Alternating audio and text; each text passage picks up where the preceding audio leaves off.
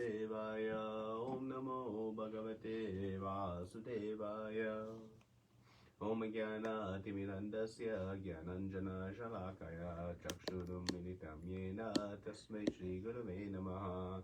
Shri Chaitanya Manobishtam Stapitam Yena Bhutale Swayam Rupa Kadamayam Dadati Swapadantikam. Vandeyam Shri Guru Shri Yuta Padakamalam Shri Guru Naishavamsha Shri Rupam Sagadatam Sagana Raghunatha Vitam Tam Sajivam Sadvaitam Savadutam Paridana Saitam Krishna Chaitanya Devam Shri Radha Krishna Padan Sagana Lalita Shri Vishakhan Vitamsha. Hey Krishna Karuna Sindhu Dinabandho Jagatpate Gopesha Gopika Kanta Radha Kanta Namosate Tapta Kanchana Gaurangi Radhe Vrindavaneshwari Krishna Bhanu Sate Devi Pranamami Hari Priye Vanchakalpa Trubhyascha Kripa Sindhu Bhevatra Patitanam Pavanebhyo Vaishnavebhyo Namo Namaha Namo Vishnu Padaya Krishna Prastaya Bhutale Srimate Bhakti Vedanta Swami Niti Namine Namaste Saraswati Devi Gauravani Pracharine Nirvishesha Shunyavadi Paschatya Deshatarine Jai Shri Krishna Chaitanya Prabhu Nityananda Shri Advaita Gadadara Shri Vasadi Gaura Bhaktavinda Hare Krishna Krishna Krishna Hare Hare Hare Rama Rama Rama Hare Hare.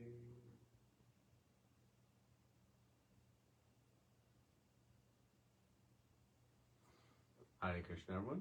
So, welcome to our continued study of chapter 11. We'll be discussing verses 32 to 55. So, we'll be completing chapter 11. Chapter 11 is entitled The Universal Form.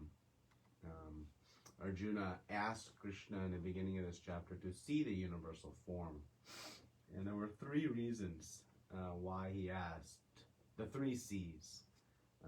One, to establish in the hearts of all of us the same conviction that he had about who is Krishna, that he is the Supreme Personality of Godhead, because by knowing so, we can all take to the process of pure devotional service and become saved from the difficulties and enjoy perfection of life. So to establish the conviction in our hearts that he had. That was purpose one.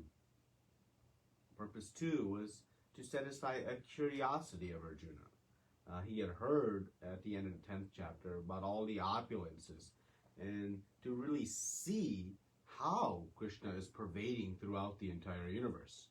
To exactly see how he has entered the material universe and pervading with just a spark of his splendor.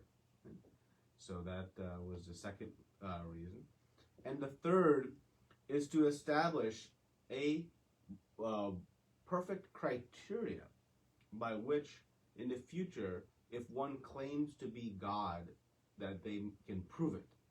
And so the proof would be to show the universal form. If one claims I am an incarnation of the Supreme Lord, well then let's see this subordinate feature of Krishna.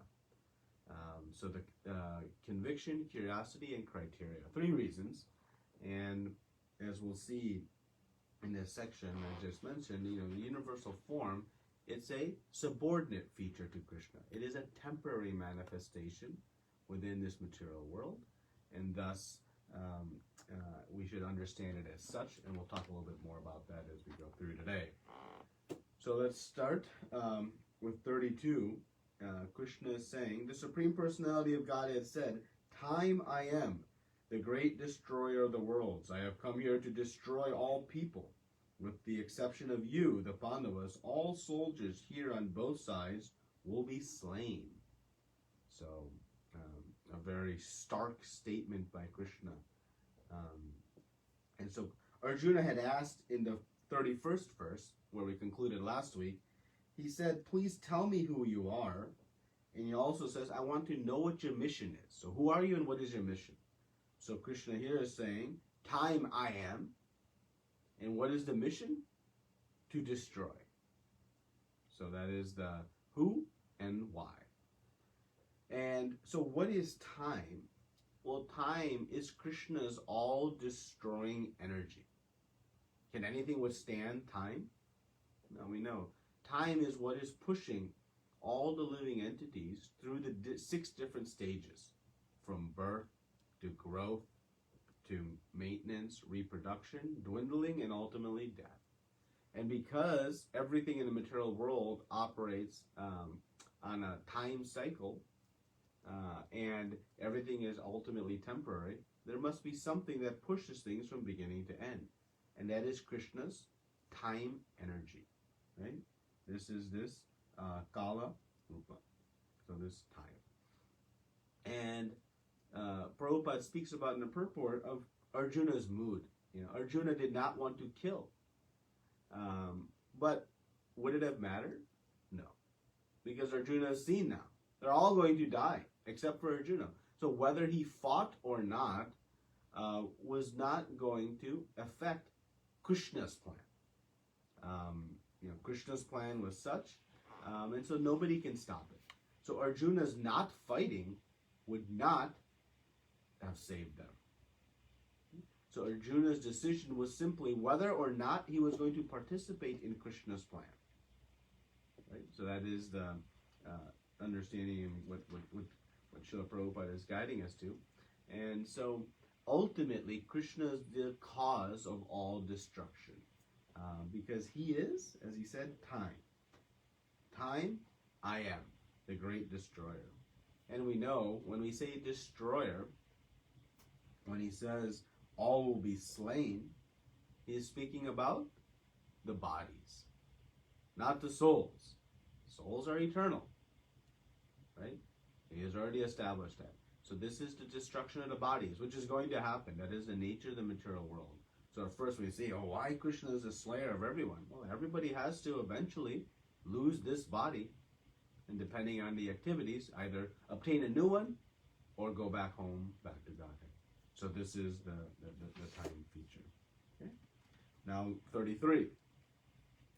Therefore, get up, prepare to fight and win glory, conquer your enemies, and enjoy a flourishing kingdom. They are already put to death by my arrangement, and you, O Sabyasachi, can be an instrument in the fight. A very beautiful verse, one of my personal favorites in all of Bhagavad Gita, this verse. Because it explains who is the real doer. So the real doer is Krishna. And what is our role? To be an instrument. So an instrument isn't proud of its accomplishment. So one knows Krishna has done it. And how do we know Krishna has done it? Because he says right here, by my arrangement. They're already put to death by my arrangement. So the soldiers have already been killed due to Krishna's doing, not the skill of Arjuna, but Krishna wants Arjuna to take the credit. Because Krishna always likes to prop up his devotees. And so that is his desire. But when Arjuna gets the credit, Arjuna knows it was not my ability, my great skill that led to the defeat of the warriors. It was only because it was Krishna's plan. And this should be our mood. That is Krishna's plan that did it, and I was an instrument. So why should Arjuna fight? Arjuna could say, well, they're going to be killed anyways. He didn't want to fight, but Krishna's plan was for them to be destroyed. So Arjuna should do so to please Krishna only, leaving aside his own desires of what he wants to do. Right? That was Krishna's plan. And everything is happening exactly according to Krishna's plan. There's no random occurrences, Srila Prabhupada says, in nature, in the material world. 100% is happening according to Krishna's plan. And what is Krishna's grand master plan? To give every living entity the opportunity to go back home, back to Godhead. But in a conditioned state, we try to impose our own plan over Krishna's plan. And thus there's always frustration, because it'll never happen. Always Krishna's plan will reign supreme. But as soon as we surrender to Krishna's plan, then everything becomes very happy, very peaceful. All the big problems we see in the material world, they're ultimately Krishna's problems, because it is his plan. If he wants to fix them, they'll be fixed. It's not our problem. It is Krishna's problem. This actually leads to great freedom from anxiety. Sometimes we become frustrated. When the problem is so big beyond the scope of our ability, we think how it can get fixed. And we're facing one right now with COVID. But that is Krishna's plan. And it is Krishna's challenge. And if he desires to fix it, it will be fixed. And if he doesn't, it won't. Sometimes we see problems, the temple is struggling, my programs are struggling, this is struggling, this is happening. But if we know Krishna is the supreme controller, then there's nothing to worry about. Until Krishna wants it to be solved, it won't be solved. So much energy we waste trying to, address these things. So, our only role is to lovingly serve Krishna and go along with his plan, because his plan is supremely perfect. So in this consciousness, then what do we do? Do we do nothing? Hey, it's Krishna's plan. I have nothing to do. No. And Krishna here makes a very wonderful statement. He calls Arjuna Savyasachi, which is indicating Arjuna's great ability. So though we have no ability to change Krishna's plan, Krishna, by using the word Savyasachi, he is referring to Arjuna's great ability. And this is indicative of what we should approach Krishna's plan. We work hard with Krishna's plan, but don't worry about the result. It's Krishna's result. Not just say, oh, it's Krishna's thing that I can do half effort. It's Krishna's arrangement. No. Krishna is telling Arjuna, you fight valiantly. Don't become a lazy instrument of Krishna's plan. Don't make Krishna look, bad. Krishna wants Arjuna to get the credit. So we should work very hard, being satisfied for the opportunity to be an instrument in Krishna's plan. But not thinking I am doing it. I am being used by Krishna to do his work. In such way, one can accomplish extraordinary things and yet have full understanding of who is the real doer. And Srila Prabhupada was such an extraordinary example of this mood, particularly when we read his Markina Bhagavata Dharma, where he's simply telling Krishna, make me dance, make me dance, make me dance as you like. He's saying, I am just an instrument in your plan. So by calling Arjuna Savyasachi, which means you can shoot arrows left-handed and right-handed. It's ambidextrous. Krishna is telling Arjuna, don't be lazy with your skills. Our goal should be to become a very great instrument for Krishna. To make Krishna look great. Just like a child, sometimes wants to do something great to make their father proud and to make their father very happy. So, if we do something great in our service, we should remember, okay, I'm just, a tiny instrument in Krishna's plan. So, one does not become lazy knowing Krishna's plan is supreme, knowing Krishna's plan cannot be checked, and thinking, oh, well, I have nothing to do, just let it happen. No.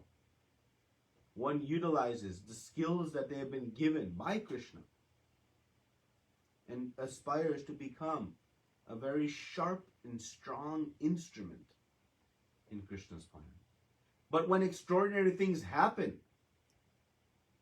one does not become proud thinking, I did it. One remembers, I'm just an instrument in Krishna's plan. So we carry both with us. Strong enthusiasm, no laziness, but great humility, understanding it is Krishna's plan. And this is the mood in which a devotee approaches their service. And when one does, great things happen, and further souls can be saved. Yet one remains protected from the dangers of pride. Okay?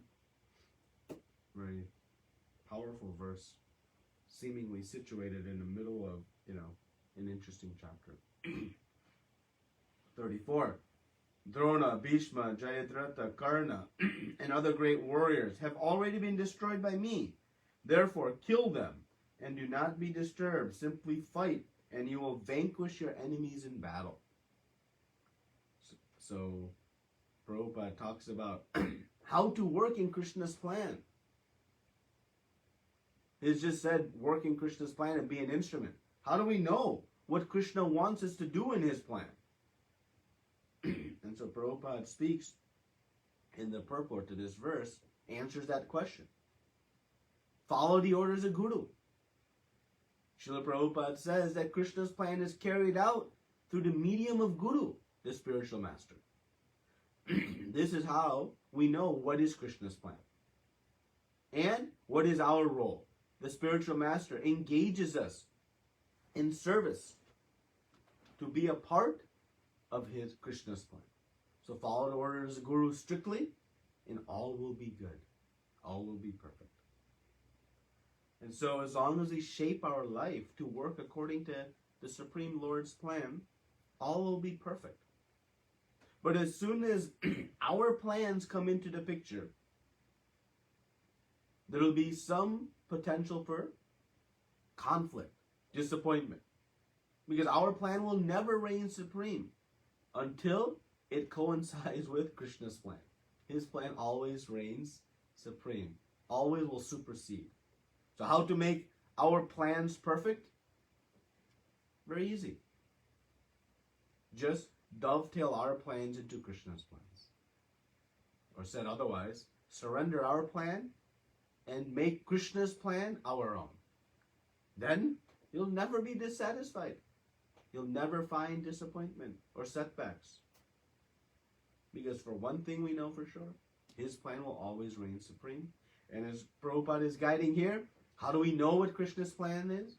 Follow the orders of Guru. Guru says do this, do it. And you'll be eternally, peacefully situated. 35. Sanjaya said to Dhritarashtra, O king, after hearing these words from the Supreme Personality of Godhead, the trembling Arjuna offered obeisances with folded hands again and again. He fearfully spoke to Krishna in a faltering voice as follows. So Arjuna, the most powerful warrior,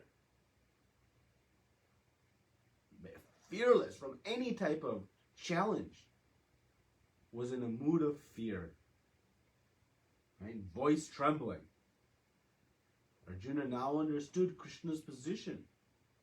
He calls him Keshava, right? The controller of both Lord Brahma and Lord Shiva. So powerful.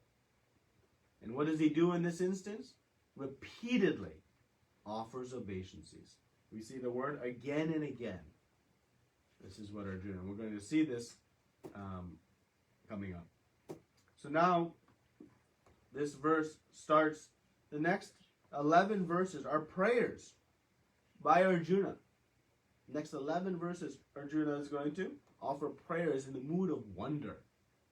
Not in his eternal Sakyarasa, but in the mood of wonder.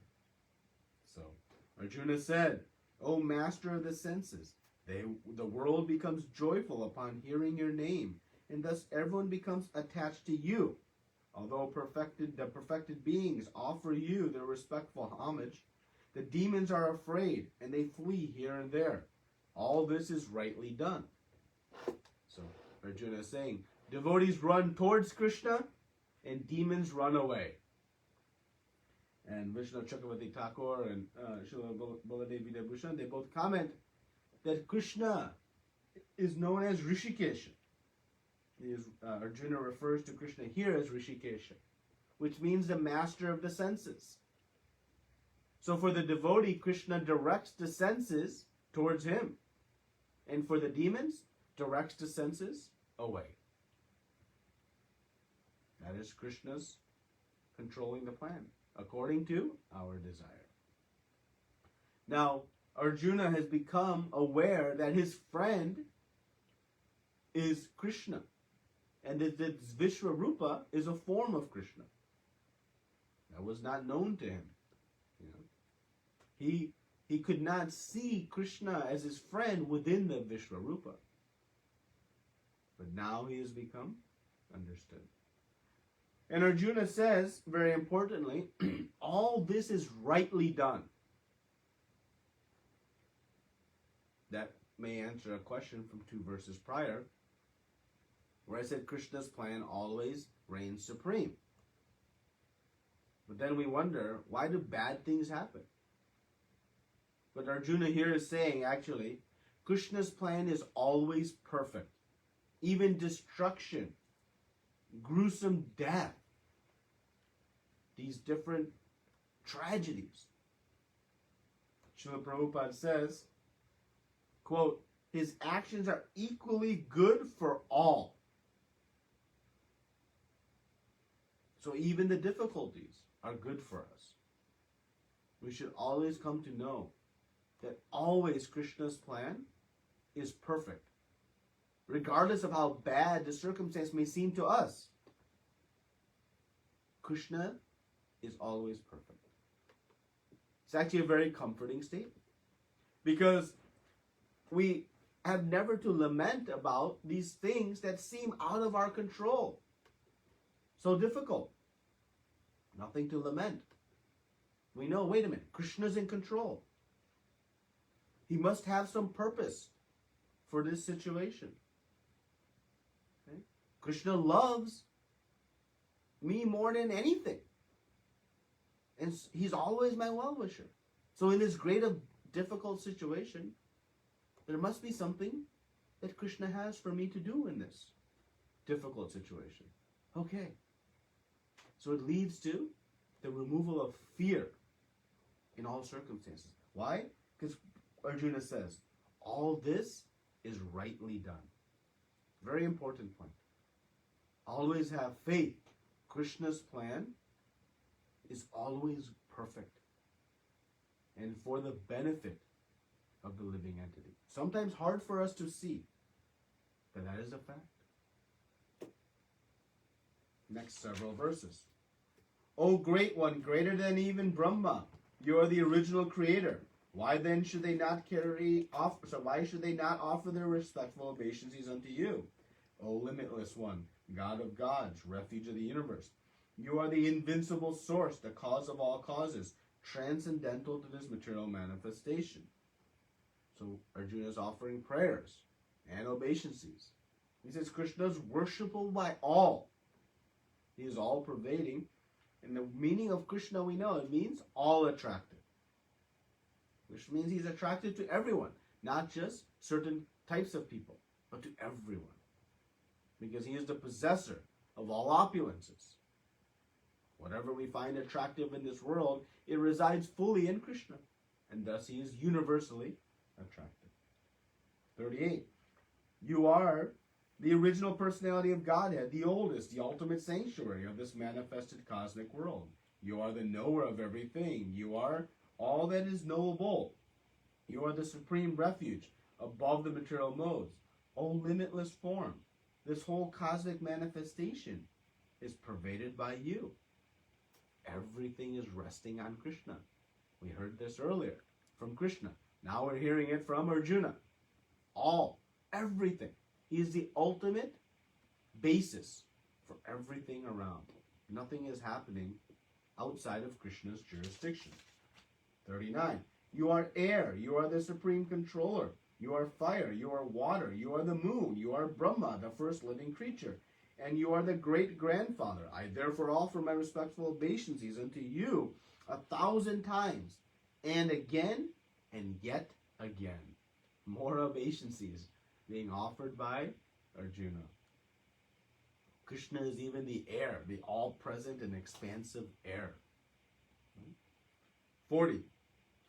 Obeisances to you from the front, from the behind, and from all sides. O unbounded power! You are the master of limitless might.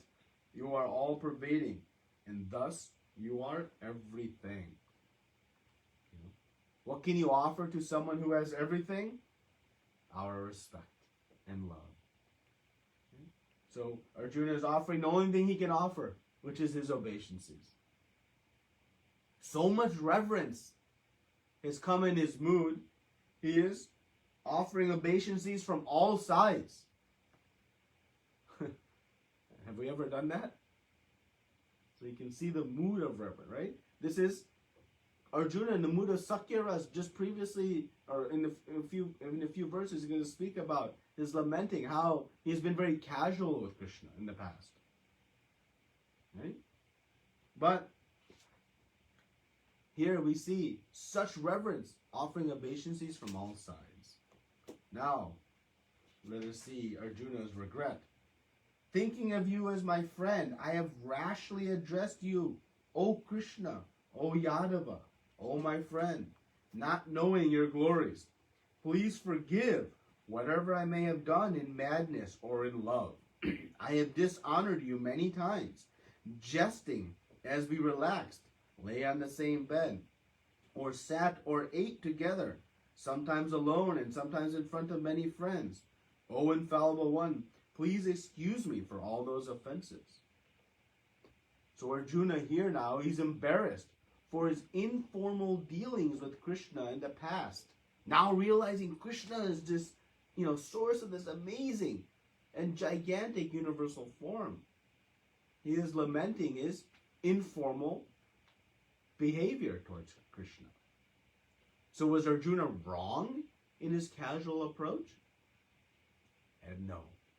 Actually, it is Krishna's desire.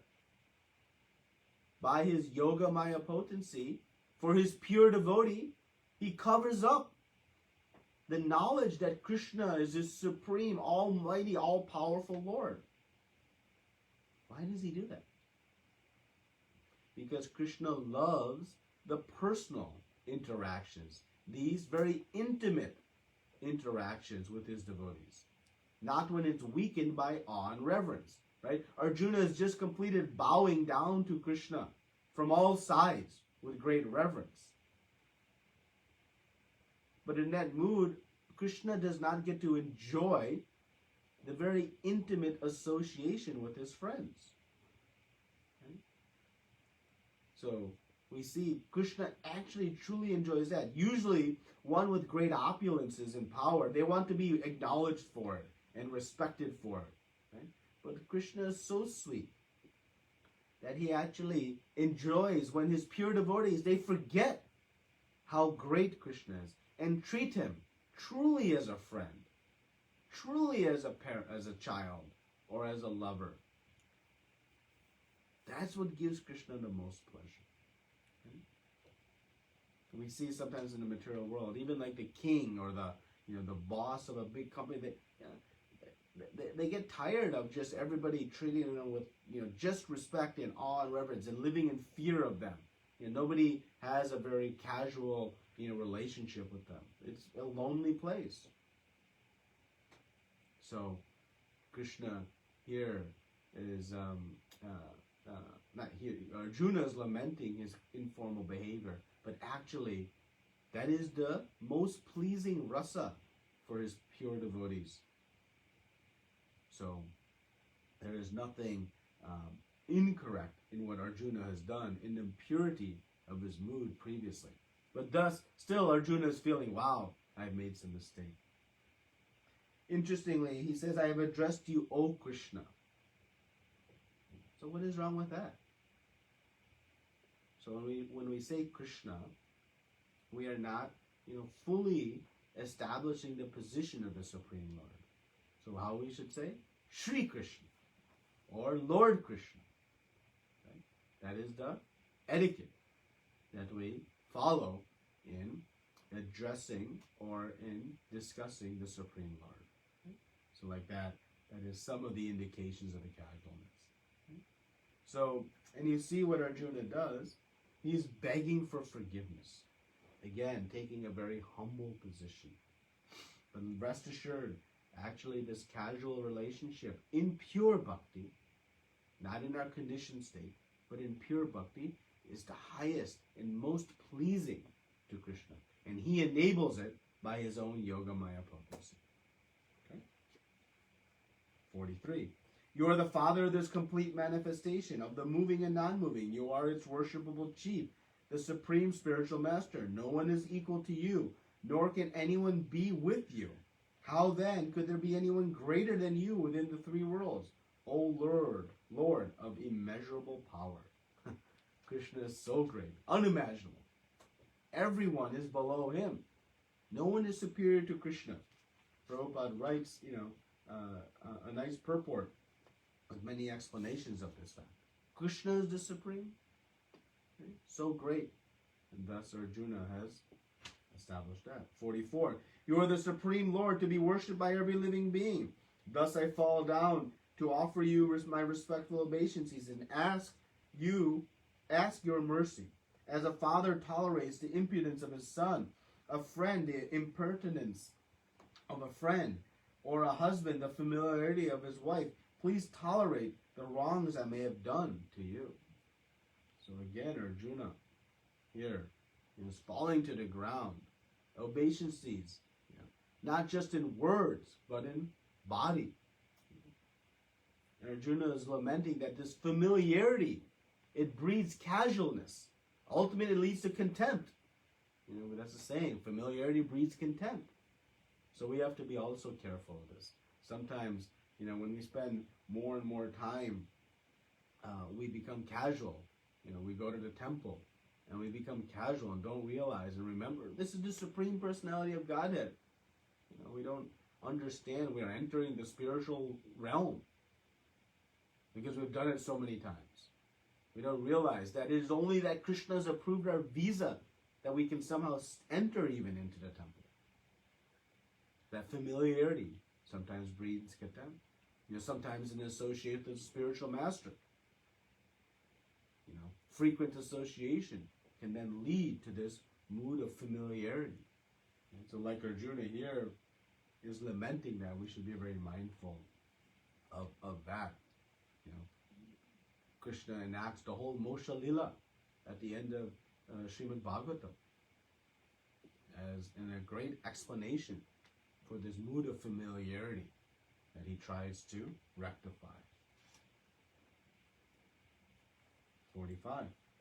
After seeing this universal form, which I have never seen before, I am gladdened. But at the same time, my mind is disturbed with fear. Therefore, please bestow your grace upon me and reveal again your form as the personality of Godhead, O Lord of Lords, O abode of the universe. So Arjuna's curiosity now resolved. He knows his friend is extraordinarily powerful. But that revelation has left him fearful. So now, not more than anything else, what does he want? His loving friend back. He wants his loving friend back. And so he asks. Curiosity is gone. O universal form, O thousand-armed Lord, I wish to see you in your four-armed form, with helmeted head, and with a club, wheel, conch, and lotus flower in your hand. I long to see you in that form. So, first, he's asking Krishna, show me your Lord Narayan form. This is very important. It proves that Krishna and Narayan, they're connected. And Krishna is the source. They are one person acting in two different moods, two different roles. Like the judge in the courtroom and a father in his home. One can be a father in his home and a judge in the courtroom. They're not two different people. They're two different roles. That is Krishna Narayan. And when you see the word plenary expansions, Prabhupada writes in the purport, plenary. What does plenary mean? Complete, full. But the display of potencies may be different. So Arjuna wanted to see a form that was a permanent form, and that is the one present in Vaikuntha. He has just seen the temporary manifestation of Vishwarup, and now he wanted to see a permanent form. And this permanent form is present in Vaikuntha as Lord Narayan. So that is why he is asking, let me see this.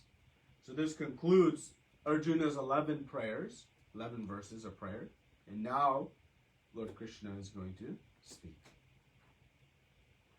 47. The Supreme Personality of Godhead said, My dear Arjuna, happily have I shown you by my internal potency this supreme universal form within this material world. No one before you has ever seen this primal form, unlimited and full of glaring effulgence.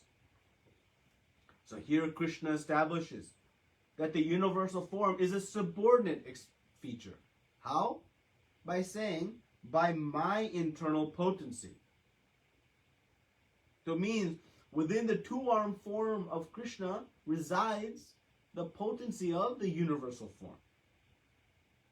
It is not that Krishna emerges from the universal form, it is the other way around. Very important point. Right? So large and small don't apply spiritually in relative power. Right? Sometimes a big universal form is gigantic. Oh, that must be the source of everything. And this two-armed form of Krishna emerged from that. No. It doesn't work that way. So Krishna here is clearly establishing by my internal potency. And sometimes we do this we see a big deity of Krishna. Oh, more powerful than a small deity. That is an incorrect understanding on our part.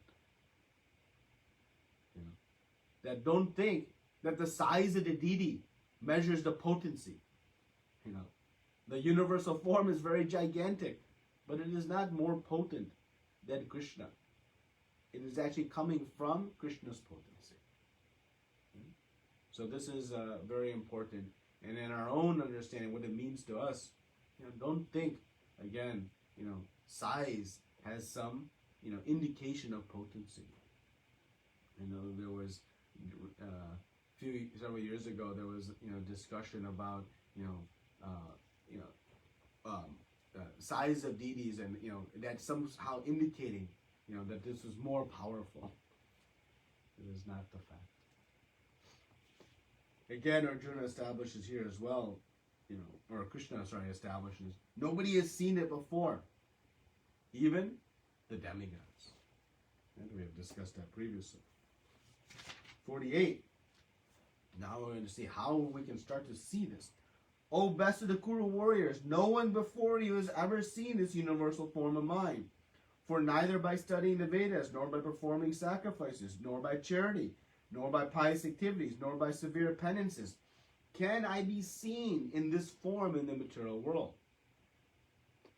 So Krishna here is saying that the only way to see it is if Krishna allows it. No amount of personal endeavor, personal sadhana. You can do all the penances you want. You can study the Vedas front, back, middle, up and down. It won't matter. You can do all kinds of charities and pious activities. You won't be able to see this universal form. Only a devotee can get the divine vision necessary to see it.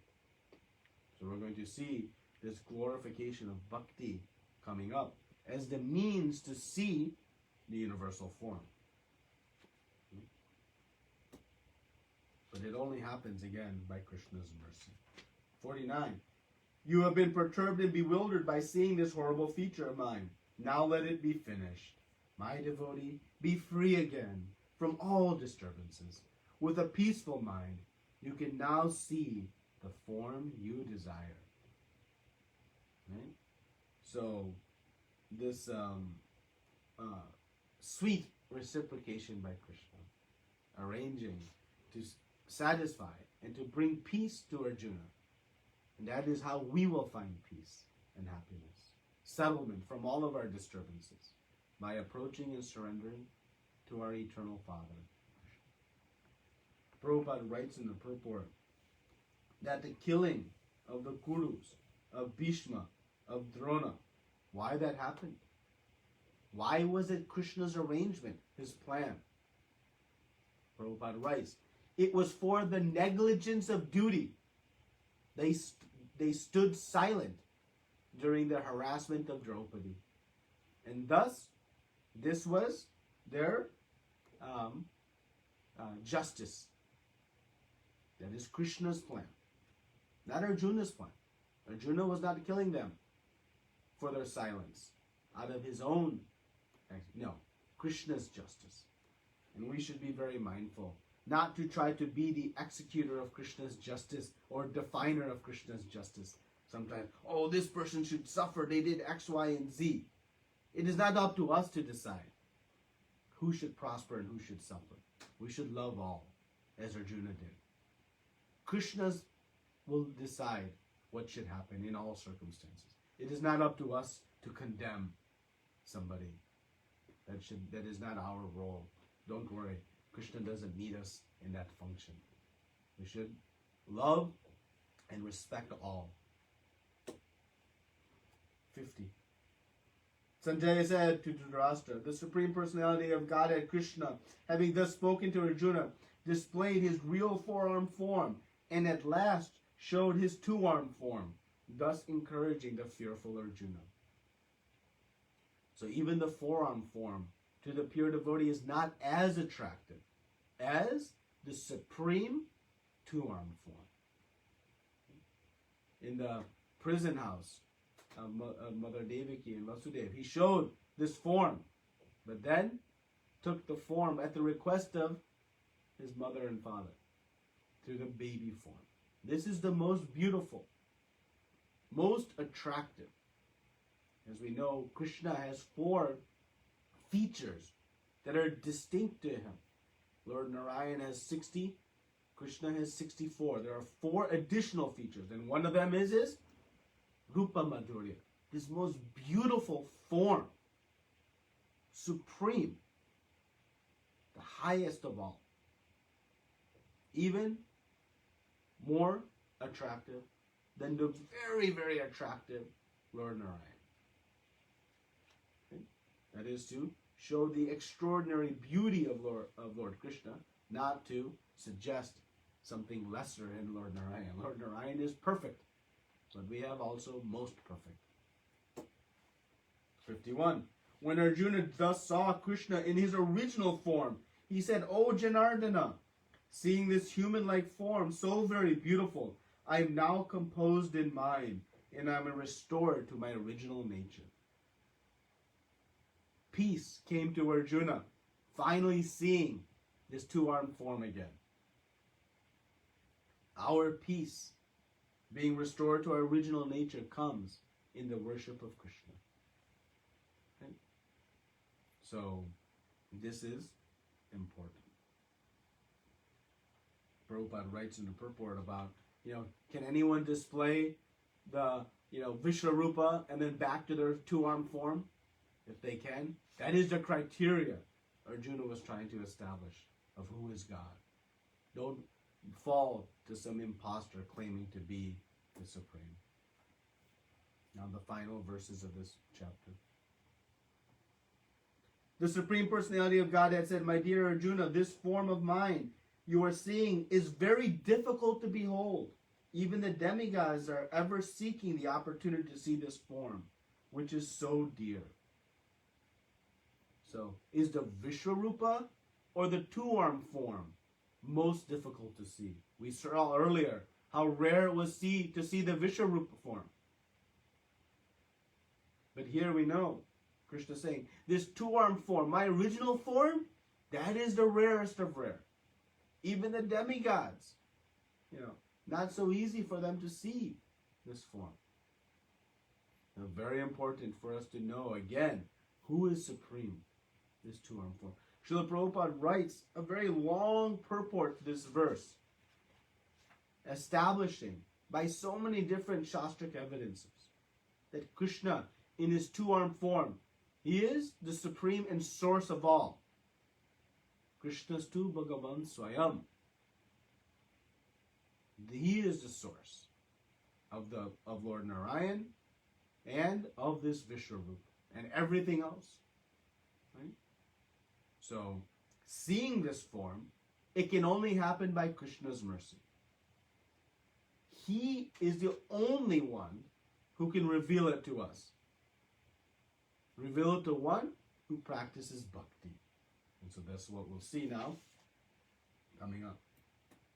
The form you are seeing with your transcendental eyes cannot be understood simply by studying the Vedas, nor by undergoing serious penances, nor by charity, nor by worship. It is not by these means that one can see me as I am. So, similar verse to one we read just a few ago. But here Krishna is saying that what is the only way to see Krishna? Well, you can study the Vedas, again, inside out, front and back, completely. It won't allow you to see Krishna. Undergoing extreme penances, even charity, won't happen. This is an indirect glorification of bhakti. Because Krishna is saying, these processes will not allow you to see me as I am in my two-armed form. But how it can be done? By bhakti. But saying these other forms of yoga will not work is actually indirectly glorifying bhakti. But now, in the next verse, he's going to say it directly. My dear Arjuna, only by undivided devotional service can I be understood as I am, standing before you, and can thus be seen directly. Only in this way can you enter into the mysteries of my understanding. So here Krishna says, in the prior verse, you cannot see it by these other ways. And now he says, by undivided devotional service. Only by undivided devotional service. So this pure bhakti, ananya bhakti, is critical. Only by pure devotional service can we come to know Krishna, come to see the two-armed form. And only by pure bhakti can we come to even understand this Bhagavad Gita. Srila Prabhupada writes in the purport that here proves Krishna, the two-handed form, he is the source of all. We saw universal form, four-armed form, and then ultimately the two-armed form. It's clear. So, this is this direct glorification of bhakti as the means to see Krishna. And we should not become casual. We should understand how rare it is for one to even know that this two-armed form is a supreme. Every week we go and see Shri Radha Kunj Bihari standing. It is not so, it is not some less than extraordinary feat, accomplishment, to be able to see Krishna that way. Don't become casual in the frequency in which we may have the fortune to do it. It's very rare. But somehow by the mercy of Srila Prabhupada, he has made it accessible to all of us. This is very rare. Final verse. My dear Arjuna, he who engages in my pure devotional service, free from the contaminations of fruitive activities and mental speculation, he who works for me, who makes me the supreme goal of his life, who is friendly to every living entity, he certainly comes to me. So Krishna said, undivided bhakti is the means to see me. And now Krishna says, here are the 5 ways to render pure devotional service. Again, Krishna is leaving nothing to guess. Everything is given. So, the greatest activity of the spirit soul, the goal of the entire Bhagavad Gita, is to bring us to the point of pure devotional service, to teach us this process of bhakti. And Krishna here is explaining 5 things that we do. 1, it must be done fully, completely, no other activity, undivided, and purely. No other goal, no ulterior motives, just pleasing Krishna. Anyabhilashita shunyam jnana karma anadi. None of that. 2, free from this jnana and karma. No other desires. 3, work for Krishna. Use one's life, their whole existence, all their energy, to be an instrument in Krishna's plan. This form was given to me by Krishna. Let me use it for Krishna. Whatever abilities I have, they have been given by Krishna. I shall use them for His satisfaction. This is Yukta Vairagya. Prabhupada quotes this verse in the purport. Okay? Doing everything for Krishna, but fully detached to the result, knowing who is the rightful owner. 4, Krishna must be the goal. No other, desires, no heavenly planets, higher destinations, material desires. No, simply pleasing Krishna. And finally, friendly to all. This is the mood of the pure devotee. Never inimical to anybody. And Prabhupada says, what is the friendliest of all activities? Giving Krishna consciousness to others. To save somebody from suffering, perpetual difficulties. That is the friendliest of all activities. And how to save one from perpetual difficulties and suffering? Bring them to Krishna consciousness. To understand this most glorious position of devotional service. So this is the friendliest of all. So chapter 11 is showing us what Krishna has spoken earlier. He's showing it to us. In chapter 7, Krishna said, He is the Supreme Lord and everything is an expansion of one of His energies, Apara and Para Shakti. In chapter 9, Krishna said everything comes from Him. Right? And everything should be seen in connection with Him. In chapter 10, He said, Aham Sarvasya Prabhavo, I'm the source of everything. My opulences are spread out throughout, pervading the entire universe. Though it's just a tiny portion of my opulences. And so here, Krishna has now shown everything that He has previously said. He is displaying it.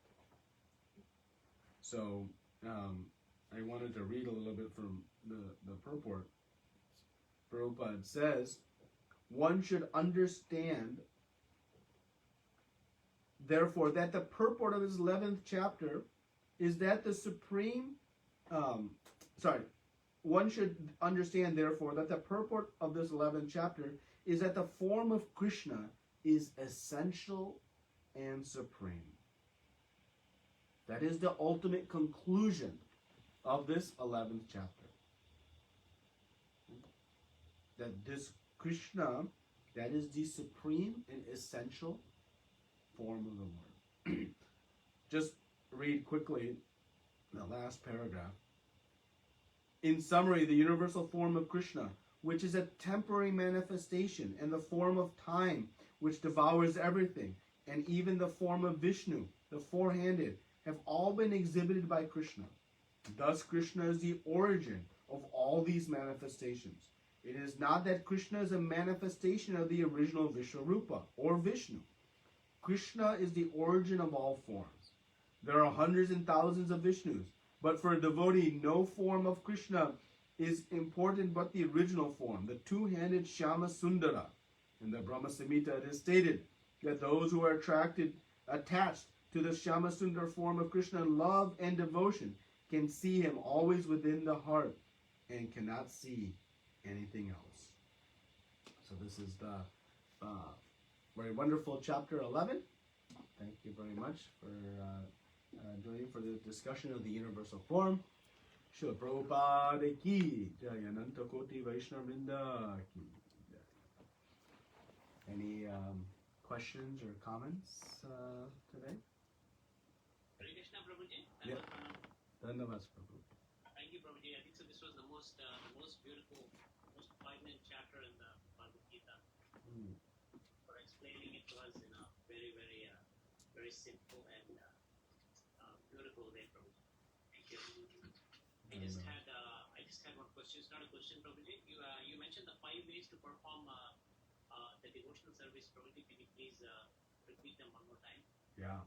So the 5 ways, it must be done kind of fully and purely. So engages in my pure devotional service, Krishna says. That's 1. 2, free from the contamination of fruitive activities and mental speculation. That is the jnana and karma. 3, working for Krishna. So one works fully for Krishna, renounces all other personal desires, and dedicates their life fully in the work, meaning this is active. Bhakti is active. Prabhupada writes about, you can Prabhupada used the example of a businessman. If a businessman is in possession of thousands and thousands of dollars, and if he has all to offer this to Krishna, he can do it. Right? So we may work, we may have different, activities, but that is also part of pure devotional service if we are using it for Krishna's work, not our own. So don't think, oh, I can't be a pure devotee, I go to the office. That is not right understanding, and Prabhupada clarifies that. 4, makes me the supreme goal of his life. No other goal.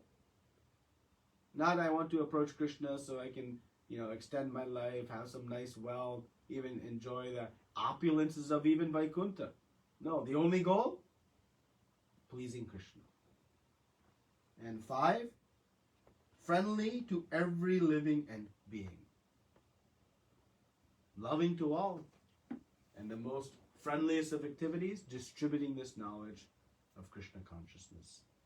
It is the greatest charity effort to save the living entity from the cycle of birth, death, old age, and disease.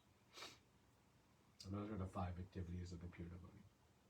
Prabhuji, can you please repeat the second one? Yeah. It's the second line. Freed from the contamination of fruitive activities and mental speculation. Right? This is in our verse of pure devotional service. Anya Bilashita Shunyam Jnana Karmadi Anavratam. So free from this, the goals of jnana yoga, this impersonal understanding. Free from the fruitive activities. I want to do this so I can obtain something material. So that's the activities of pure devotional service. Okay? Thank you, Prabhuji. Hare Krishna. Hare Krishna. Thank you. Hare Krishna, Prabhu. Hare Krishna, Prabhuji. Then. It's very nice chapter, Prabhu, especially the 11.3. So it was very inspiring. This is to be my plan. So it was very inspiring chapter, as you said. So very nice course, Prabhu. And also I remember that 11.32. So there was some online discussion was going on for that. Now I became the death of the destroyer. So there is like scientist Robert Hoganer, he invented that atomic bomb, right? He remembered these words also. Now I become the death of destroyer. So scientist who invented this atomic bomb. Also. Yeah, so the 11.41 and 42 chapters, Arjuna also asked to forgive the Krishna. Again, if he has done any misbehavior with you. But sometimes we discuss that Arjuna already knows that he is the supreme personality of Godhead. So this is done for the arrangement to benefit the world. So, but he was in illusion or Maya Prabhu Arjuna that time? No, what what Arjuna is lamenting is that in his of course Arjuna is in, as you said rightfully, he is a pure devotee of the Lord. He is perfect. He is a perfected soul. So the what Arjuna is saying here is that having remembered again the supremacy of Krishna, his casual relationship was not acknowledging the supreme position of Krishna. He took an equal position of Krishna, right? They shared food together. They joked around with each other. That is what people do as peers, as friends. But Prabhupada is explaining that is not actually a mistake, though it is good for the devotee to feel that way, to feel some, remorse. But it is not a mistake, because that relationship is manifested by Krishna's potency, where one forgets. Because as soon as Arjuna remembered and saw the supreme position of Krishna, what did he do? Offered obeisances over and over and over again. So in Goloka Vrindavan, if everybody understood Krishna to be the Supreme Personality of Godhead, the only activity would be offering obeisances to Krishna. Because that's what any living entity would do. That is the natural position. That's natural reaction. But Krishna, that doesn't give Krishna so much pleasure. Krishna enjoys being controlled by his devotees. But nobody will control Krishna. They know he is the Supreme Personality of Godhead. So what does Krishna do? He empowers his Yoga Maya potency to cover the devotees' remembrance that Krishna is supreme. And thus, in the mood of purity, they can act as peers, as friends, as equals. Though they are not equal, that rasa can be exchanged. And why? Because that pleases Krishna so much. So actually, there was no mistake by Arjuna for his casual relationship, but he is expressing that, having now remembered the supreme position and opulence of Krishna. Right? So that exchange is happening here, but again in the spiritual world, in Goloka Vrindavan specifically. See, in the Vaikuntha lokas, the rasa with Lord Narayan is of awe and reverence. One is worshipping in a very awe and reverential mood. There's no peer-to-peer or even subordinate relationship. That doesn't exist in Vaikuntha. In Vaikuntha Lok, Lord Narayan is supreme, and everybody is worshipping him in a very royal and grand way. But in Goloka Vrindavan, this unique feature is there. Okay? So, thank you, Prabhu.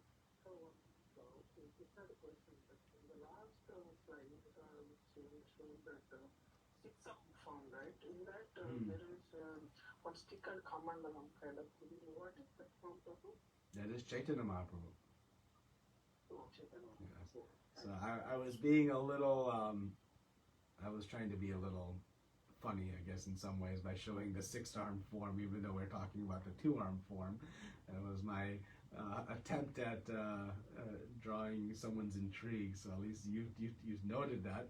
But this is the form, the form of Lord Ramchandra, Krishna, and Chaitanya Mahaprabhu that was shown to several different times. It was shown this similar form. And you may have seen this painting in temple also, in Srinathji Hall, yeah. So this was shown to Sarvabhauma Bhattacharya after the discussion of Vedanta. So Hare Krishna.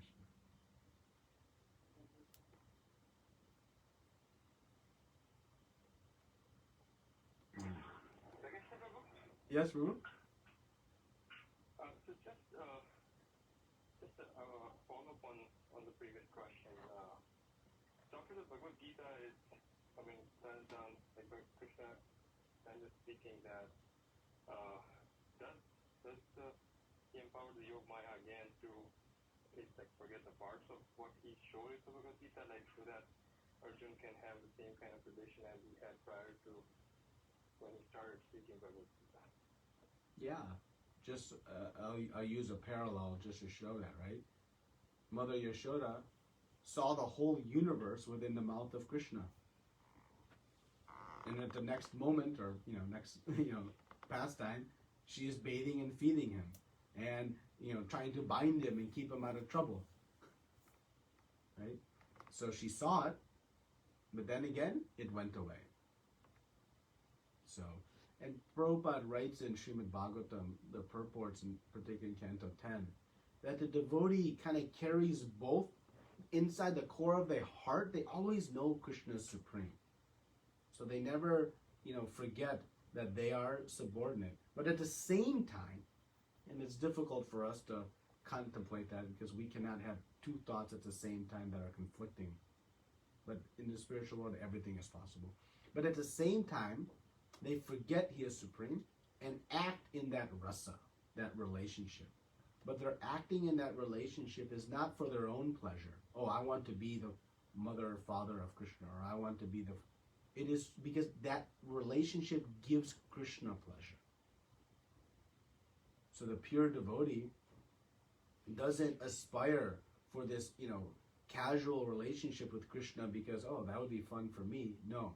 Because it gives Krishna the highest pleasure, one aspires to that rasa. Right? So we have to be, careful how we approach that mood. And the best approach, surrender to the holy names and let that manifest naturally. Thank you. Hare Krishna. Looks like there's one question online. Yes? Who's asking? So Steve Prabhu is asking, is the material universe and all Purusha within the universal form? Yeah, so everything is residing on and within the universal form. Yeah. And then second question from D. Kwan. To clarify then, Krishna is like the Father, original primary identity. He expands himself into Vishnu as role of the judge, and expands himself from Vishnu as the Vishvarupa, all-pervading jurisdiction of law. Yes, that is the sequence. There are a couple of expansions in between, but that is the general line of expansions that come. But there are, again, a couple of expansions in between. But Krishna, Lord Vishnu, and then the Vishvarupa. Yes. But again, there are a few steps in between those, but that is the general line. Yep. Okay. The first expansion of Krishna is Lord Balaram. From Balaram comes Lord Narayan, the quadruple expansions, another Narayan, the second quadruple expansions, Mahavishnu, like that. So there are, but that is again the general line. Okay. Any other discussion today? Hare Krishna Prabhuji, Prabhuji. Hare Krishna. Thank you very much for the wonderful class, Prabhuji. The last verse is really catching. Prabhuji, becoming the instrument of Krishna's plan, I'm like really confused there. Krishna is Kala and death, Prabhuji. So, how to understand it is Krishna's plan? Krishna will make a plan is to destroy us, or is it our karma we are getting back? If we take the example of this corona, not everyone is affected. How to take this, Prabhuji? Like, Yeah. And remember, when we say destroy us, it's not destroying us. The body. The body is temporary. It has to be destroyed. Right? That is the nature of the embodied spirit soul. That the body will change. So what's going to change it? Some destruction. So, as we said, dhirastatra namuyati. The sober person is not bewildered by this destruction, the changing of the body. There's nothing to bewilder. Simply changing clothes. We saw from the second chapter. Right? So this destruction, while it seems very gruesome, it's not so. Nothing to lament. Why? Because the living entity remains intact.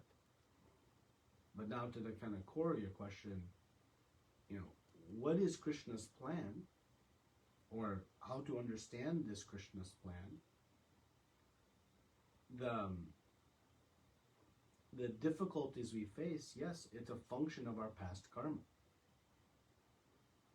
And Krishna's plan is such that if there was no law of karma, we may become so foolish that we'll never take to the process of devotional service. So Krishna's plan is to give us some slaps to remind us, this is not your activity. This will not give you what you're looking for. So the devotee is grateful for the karma, the difficulties. Grateful. For two reasons. One, now I have less karma to take in the future. My account is dwindling. And two, thank you, Krishna, for reminding me through your plan that I should be careful. I should be mindful. I should dovetail my activities with you. Were not for that, I would never surrender to you because I'm foolish. So the devotee is grateful. Right?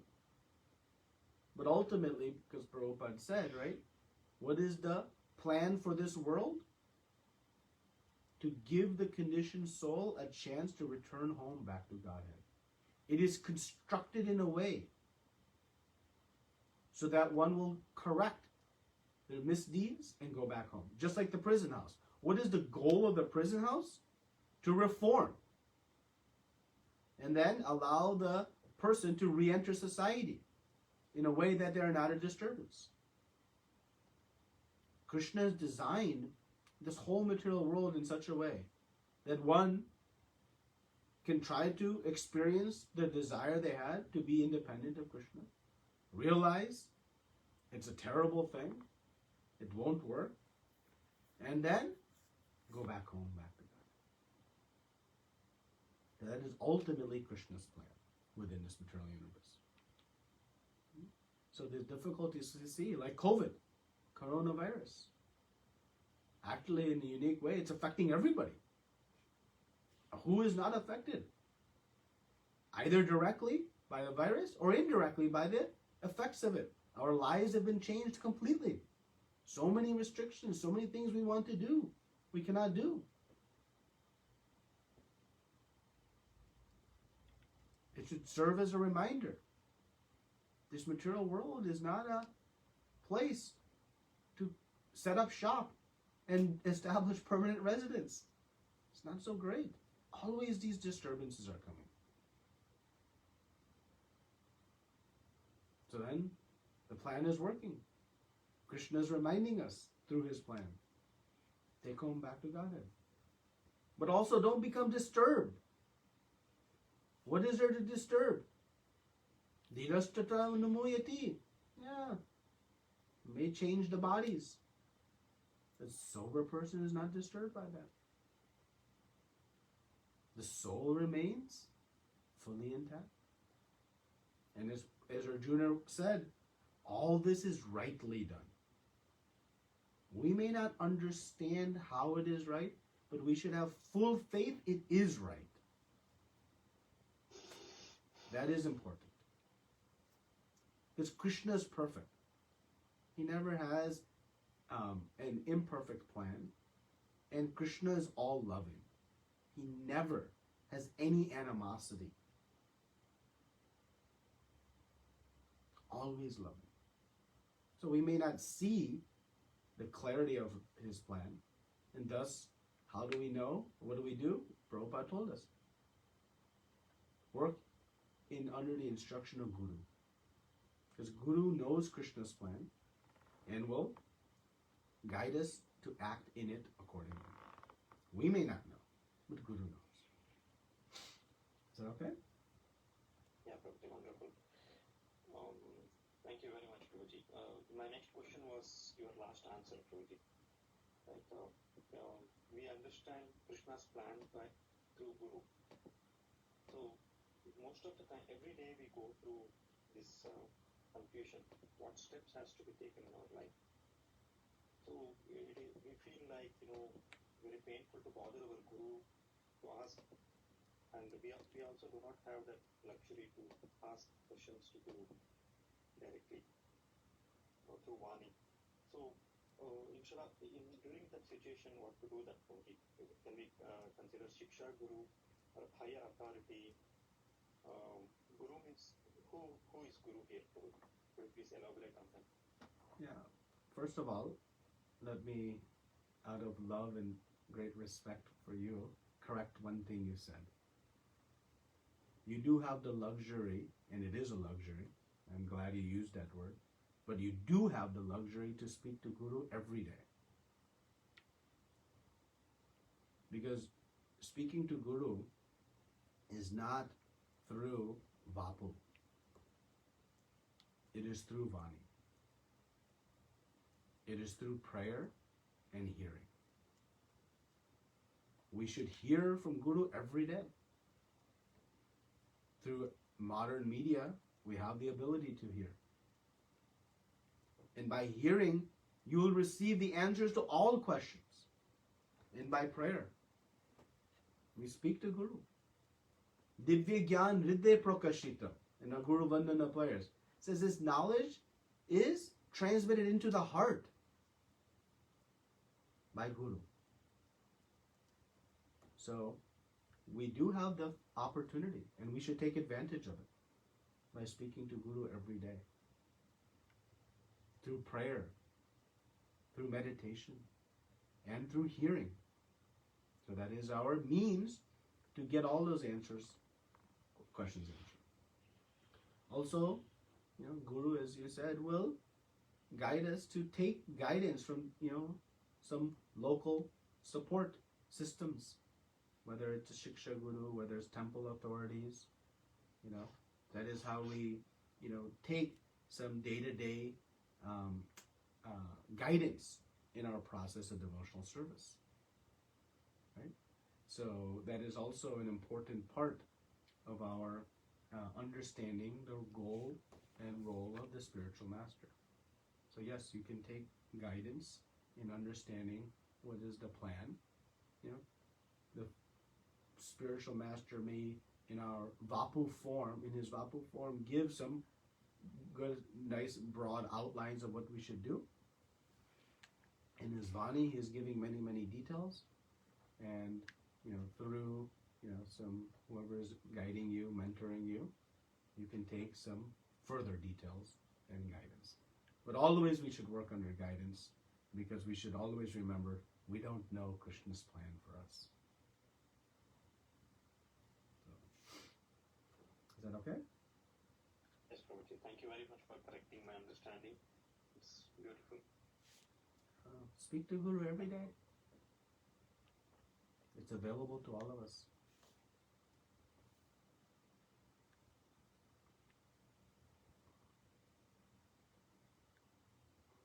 Remember, Prabhupada met and spoke to Bhaktisiddhanta Thakur handful of times.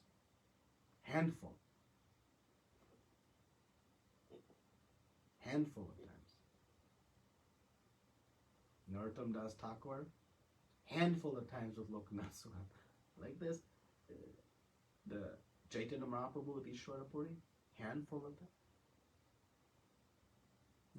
It is not a physical relationship. It is a spiritual relationship. Don't think I'm missing something. I'm something lessened by not having physical association. There is nothing lost. It is a spiritual relationship, fully potent. Many of Srila Prabhupada's dearest disciples never met Srila Prabhupada. But they have no less surrender and love and mercy from Srila Prabhupada. So don't, we are not missing anything if we take to the understanding the relationship.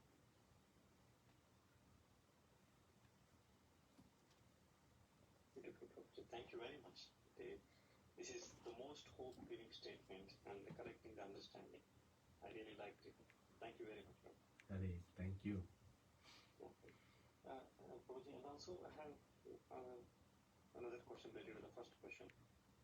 Is Bhishma Pitama not reacting in that situation? Is that also a Krishna's plan? Or is it, how to consider that? Because sometimes we take the statement as Krishna's plan to shade our intentional mistakes. Yeah. I do all the illicit activities, and if I say it is Krishna's plan, then it is not Krishna's plan, right? No. It is not Krishna's plan for us to do illicit activities. That is our desire that Krishna is facilitating. Right? Our mistakes is not Krishna's plan. But the reactions to those, that is Krishna's plan. So the jiva within Krishna's plan still has the free will to decide, am I going to work this way or that way? It is not Krishna's plan for us to be, demoniac and asura. No, that is not Krishna's plan. But the reactions of those activities, that is Krishna's plan. Krishna's plan for all of us is to enjoy with Him unlimitedly in loving service to Him. That is His goal. But he still gives the free will to all living entities to decide what they want to do. But that ability to decide what we want, that is also Krishna's plan. Okay? So, in the case of Bhishma Pita, it is a multi-layered story. So we should understand at least a couple of high-level points. One, we should not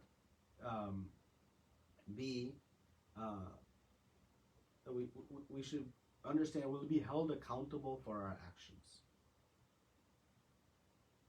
No matter how great we are, if we do something incorrect, there will be a result for it. Wow. Don't think you are free from, I'm now senior devotee. I can do whatever I want. No. There is some consequences. Okay? So that is the understanding. And two, we should always remember, Bhishma Pita is one of the 12 Mahajans. So there's also many subplots and purposes for what is happening there. And don't forget, he is a great devotee, which we see at the end of this Mahabharata. So carry those both with us. Okay? Beautiful, Prabhuji. Thank you very much. Sorry for holding you. No. But beautiful answers. And it is really worth holding you, Prabhuji. Thank you very much. Hare Krishna, Prabhuji. Hare Krishna, everybody. Thank you very much. Srila Prabhupada ki jai. Ananta Koti Vaishnavrinda ki jai. Hare Krishna, everyone.